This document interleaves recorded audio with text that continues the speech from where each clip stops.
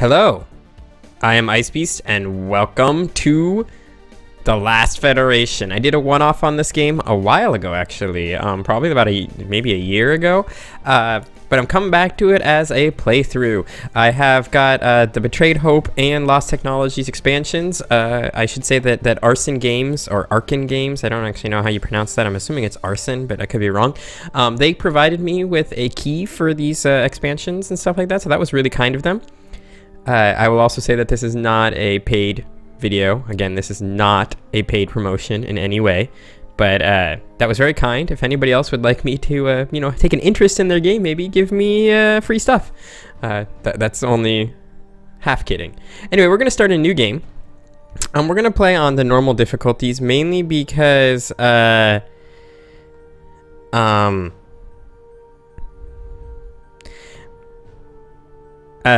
mainly because I haven't played much through this. Sorry, I got distracted by the different game modes. We're going to play with the standard game mode, which is, to form the Solar Federation that unites everybody. So that the story behind this game is that there was a Federation, and the Federation sort of gets destroyed by these Hydrals. So the last of the murdered race of Hydrals, or sorry, I am a Hydral. I got destroyed by some other people. Sorry. We took to the stars and shot down the manned launches of everyone else. My countrymen were the dictators of the solar system, so we had it coming. Yes, that is me above. And you are me. This is me. I was the sole survivor of a surprise attack by two other races thanks to a renegade mission I undertook, betraying the other Hydrals to bring spacefaring technology to our potential rivals. Turns out when you strap rockets to a moon, you can catch even the dictators off guard. I like the humor in this game, by the way. My ultimate goal, the creation of a peace-united federation of planets. Only then can we be saved from the kinds of atrocities that my race committed. Naturally, upon my crash landing at this planet, I was placed in captivity. Having no concept of my strength, they did not realize I was merely waiting. I waited for years. Stardate is first 1 Proto 3000. My dream of universal federation is alive as ever, and now the Akutians have finally gotten themselves into orbit. After spending so much time with me as a peaceful captive, they were ill-prepared for my escape. I have commandeered the first prototype Executor, and now the Akutians are in hot pursuit.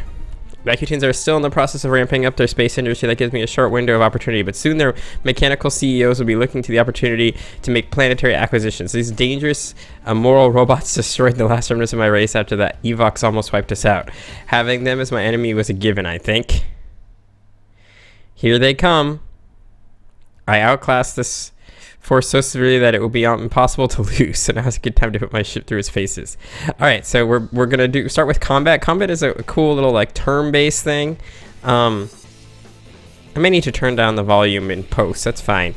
It's always your lonely flagship plus whatever NPC allies you can muster versus an indeterminate number of foes. Combat is turn-based with everybody moving and acting at the same time, so it's simultaneous turn-based combat. Your first order of business is to give your ship a movement order. To figure out where the enemy is, you'll want to use the mini-map and zoom in and out. Alright, so this is my ship. Cool, it looks cooler than the last time I remember playing this. So here are the enemies. You can see them on the mini-map. We have a survey platform and 3 crappy dudes. So what we're going to do is we're going to turn around and move to engage the enemies. I promise I won't bug you constantly, but in the first battle there are a few things to point out. Look at the bottom of the screen. You have some options. First of all, there are 3 different weapon choices. So I have these are I believe my weapon choices, or are these my weapon choices? I'll figure that out in a second. And there are multiple attack modes. Hold fire, auto fire, select target, etc. Choose the right weapon. The best attack mode is a big part to winning. Hover over an enemy to see what weapons that have the highest CPS against them. Bear in mind that sometimes this can be misleading, such as with the spread shot, because it assumes that all the bullets make contact, which may or not be actually true. Battle is dead simple, but future ones will not be, so use this time to get comfortable. I'm currently in the auto fire mode. Unless you change this, then your ship will always pick its own targets to fire. Best ones based on your selected weapon, regardless of where you click. Clicking just confirms your orders. Alright, so we're in auto fire. These are our 3 weapons: the minigun, the energy blaster, and the gravity lance. This guy is weakest to the minigun. This guy is weakest to the energy blaster, and this guy is weakest to the gravity lance. Then I have auto fire, fire selected ship, Fire at exact point, hold fire. So we're going to do a target a selected ship. Cool. So I think what we're going to do is turn away from these bullets. Remember, I can see these bullets coming in, and we're going to continue firing at that guy. Now this guy is weakest to the energy blaster. So what I want to do is continue turning away from him to not be in his range. We're going to switch to the energy blaster, and we're going to target him. So we're doing a lot of shield damage. He's still weakest to the energy blaster. We're going to just keep doing the same basic thing. Actually, probably should have kept going the direction I was going. So we're going to do that. And keep it up. Check out the top of the screen to see your objectives. Destroy all flagships, 2 remaining, or dock with the survey platform.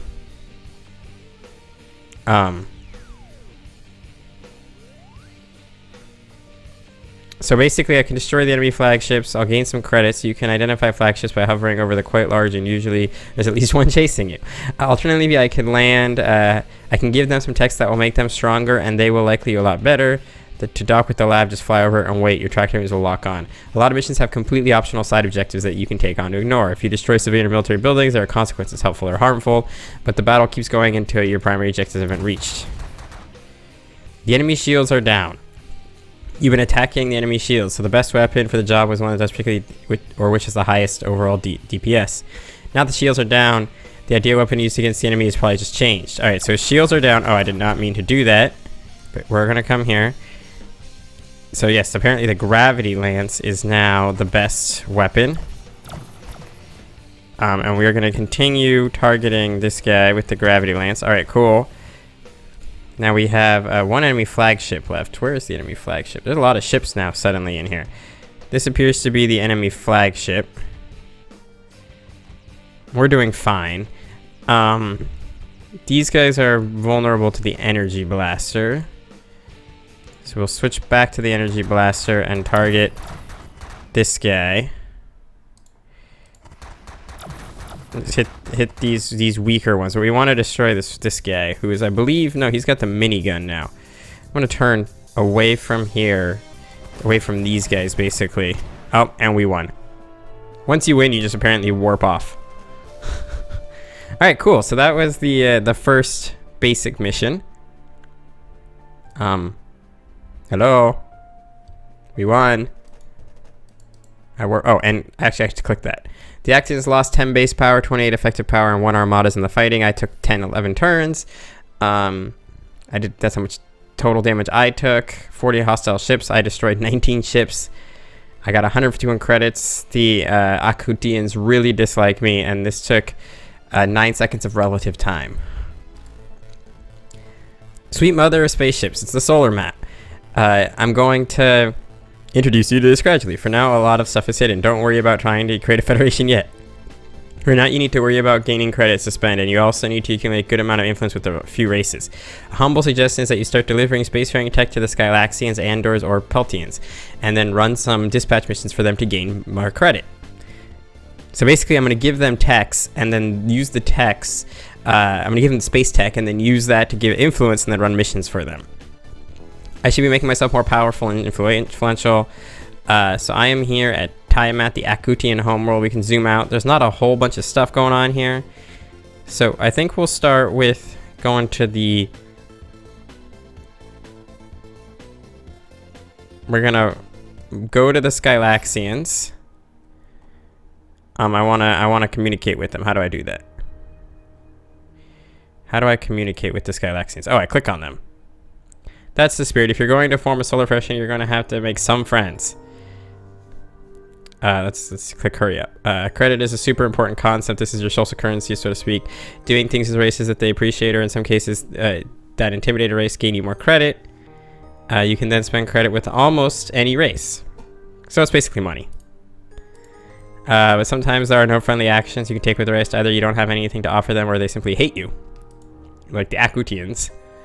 This is one of the reasons that your influence with races is so important. So what I'm going to do is deliver spacefaring tech. This will give me 14,000 credit. They will love me. They'll become spacefaring. If I'm caught by the Akutians, I'll lose influence with the Akutian. So let's do it.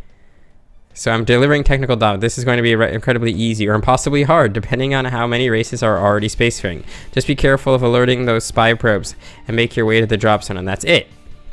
The spy probes for each race all have unique sensor test bullet patterns. They fire when any foreign object such as yourself is detected nearby. If you get hit by any of these probes, or if you fire on the spy probes yourself, the probe involved will be alerted, and you will take a penalty to influence with that race for each probe I alert. Yes, the goal is to maneuver cleverly so that you get past the probes without any of them sensing you, or at least, very least, with as few of them sensing us. So I just basically need to, I need to maneuver through, and the more races that are spacefaring, the more probes they're going to have. And once you've alerted a spy probe, they try to kill you. So we need to go, I think we need to go up to here. So for now, we'll just go straight.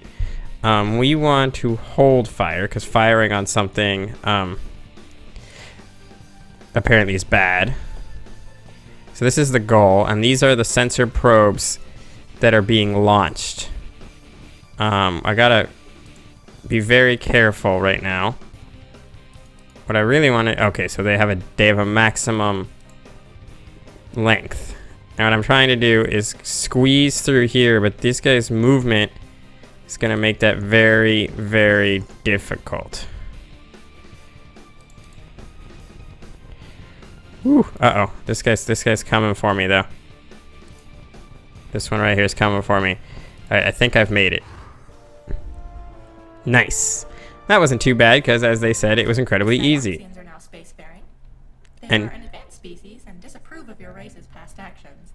However, they may just be the key to forming a federation, as their powers of persuasion over the other races are non-trivial. so the Skylaxians might definitely help me a lot. So let's see what we can do with the Skylaxians now.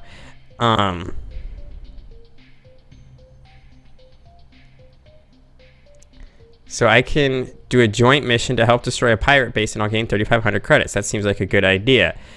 The Kutians will be unhappy, and everybody else will be happy. So let's do it. You have some allies, or at least folks that are neutral to you. Either way, they don't want to shoot at you during the battle. Regardless of your relationships outside of battles, when there are multiple parties in a particular fight, everyone has specific stances against everyone else, allied, enemy, or neutral. On the bottom of the screen, you can tell little colored indicators show which races are allied against you, which are neutral. You can hover over them for more information. Blah, blah, blah. And then it basically says, yes. The state of the solar map is important. So the Skylaxians are allied with me, and the Akutian pirates are not. So these are gravity lance turrets that can only fire in these specific angles.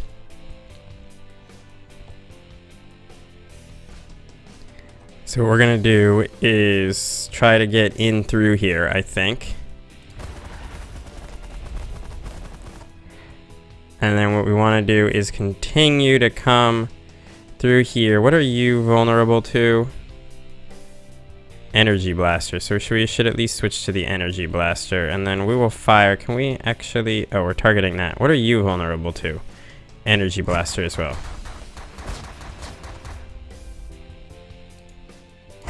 Now what I'm doing is trying to actually stay away from most of this incoming fire. And then I do want to destroy this pirate raven relatively quickly here, but I'm trying to destroy this bad guy. Pirate raven is also weakest to the energy blaster. But I'm going to keep focusing on this, I think. Kind of came in closer than I wanted to. My shields are still doing just fine, so yeah, we're going to turn this way. His shields are down now, which means that he's now weakest to the minigun. I'm gonna go kind of like at this angle, switch to the minigun. We're gonna destroy this bad boy. Awesome. We took some serious shield damage, actually. Luckily, shields recharge. What is this? It's a research facility. Interesting. On capture, the shadow attribute is applied to your flagship for 15 turns. This makes your flagship invisible to enemies, as well as having their shots pass right through. Abandoned hydro turret only you can activate to bring to if you bring your flagship near it. I think I'm gonna actually see if I can. Holy shit, the MLRS turret is terrifying. I'd like to come get it. Is this only for? It's only for 15 turns though, so maybe that's just not worth it. Oh, no wonder I'm taking so much damage. I'm in the firing range of these guys. So we wanna get through here. We're gonna go with auto fire for now. That should help us clear out a few of these fighters. What happened? Flagship power management has been unlocked. I swear this is the last time I interrupt you during battle. But now is the time to getting a few turns in. There's one more thing that you probably ought to know. It's time to give you direct control of my power distribution. It's like X-Wing. So I can basically increase power to weapons, increase power to shields, increase power to engines. Makes you faster. Yep. To set your power levels, just click on the various bars or use hotkeys. There are instructions in the tooltips. Let's suppose you don't issue a movement order. Well, it diverts engine power to weapons or shields instead. It's not attacking. Yep. Automatic management doesn't make manual management pointless. Consider, you know, that I'm smarter than the AI, basically. What was that about better turning arcs with different engine power levels? So apparently with different power levels, I can do crazier stuff. Surprise, surprise. You can use waypoint, simply hold down the shift button. Surprise, surprise again. Wait, why are we shooting at this guy? I thought this guy was our ally. No, this guy's our ally. Okay. So yeah, we will go after this guy. He's weakest to the energy blaster, so I should switch to the energy blaster. I'm also, oh, I should adjust my power levels. So what I'm gonna do is add a little bit of power to both engines and shields. Okay, now I'm gonna, I want to reduce power to engines. I don't really care about my shield. Yeah, I'm gonna go back to standard power levels right now. What the hell's going on? Are we still paused? Oh, I actually hit the space bar, which actually pauses. I'm so used to CK2 and EU4 and all that good stuff. So their shields are down, so Gravity Lance now is the weapon we want to use. I want to switch to fire at selected target. And this next round of shots should kill them, so that's good. And what I'm trying to do is get into here. You are weakest to the energy blaster, so that's what we're gonna do. So now we should be able to just sort of loop around in here, and I'm gonna reduce my shield power, or my engine power. I'm gonna get my, come on, I wanna do this tight turn that I had planned out. There we go. I should be able to just keep these tight turns going. And just keep the shooting going. Yep, I'm just gonna keep doing this. So I think I can do. Yep. There we go. The reason I'm continuously moving rather than just sitting still is I'm guessing that does give me a little bit of benefit. I'm not 100% certain. I think the next round, if we buff weapon power, I'm gonna buff weapon power, should be enough. I'm gonna head towards this exit. There we go. Yes, I want to get out of here now. I'm gonna set it on auto fire. I'm gonna go to the minigun. Is this the last one? No, I actually didn't want to do what I just did, but oh, and this, I could actually go with the technology now. My allies doing a good job here? Looks like they are. Yeah, they're doing a great job. We're gonna cross right through this thing here. What I want to do now is actually lower my engine, my weapons power, and increase my engine and shield power. Mainly because I want my shields to recharge faster. And then we can focus fire on this guy. Energy blaster.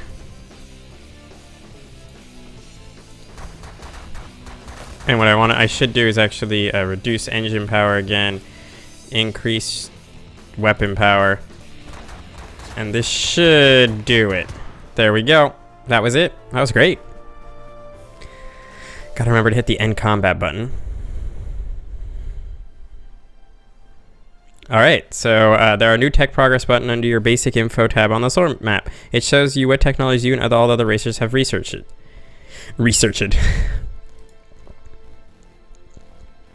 We are... which one? There's nothing super common about the concept of technologies. Once you have a race has a check mark in their column in the tech progress screen, that's it. You know the technology they have. There are different kinds of technologies. Some benefit your flagship directly, and those ones are grouped at the top of the tech grid. These typically do things like strengthen your hull, blah blah blah. A lot of them have no direct benefit for you, but you're not a planetary power, so you don't need things like safe nuclear power. These technologies are of immense value to your allies and enemies. Help your allies get what they need. Yep. Don't underestimate the power of science. If a race gets far ahead in the number of techs they've learned, they can absolutely dominate enemy races. They have much larger fleets. Takes quite a while though. How do you fit in? Well, there are now research technology dispatch missions that you can take on most planets and in the black market. You can also research technology on your own or learn technologies from races that already know them. Once you gain access to the black market, hiring science goons will let you make super time-consuming techs take reasonable amounts of time. Lastly, under hostile actions for each race, you can now raid for technology. You just need to recruit an informant. Okay. The Andors and the Thraxians have no criminals for various reasons. So everybody likes me better, including the Akutians, because I raided the pirates. It says political, even though I read it as political. Alright, so this is where we're going to end the episode. So thank you guys very much for watching. I hope you've enjoyed it. On the next episode, we're going to continue doing stuff, you know, getting some new techs, making new friends. With that all being said, though, I thank you very much for watching, and I will see you all next time.